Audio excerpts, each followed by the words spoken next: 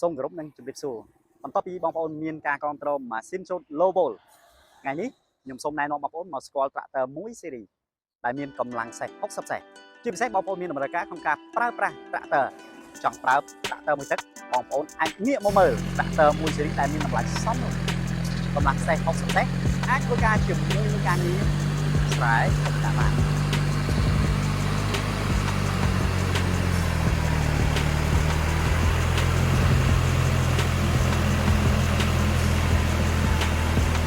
កម្លាំងខ្លាំងប្រការរហ័សរហួនមានភាពរឹងមាំធន់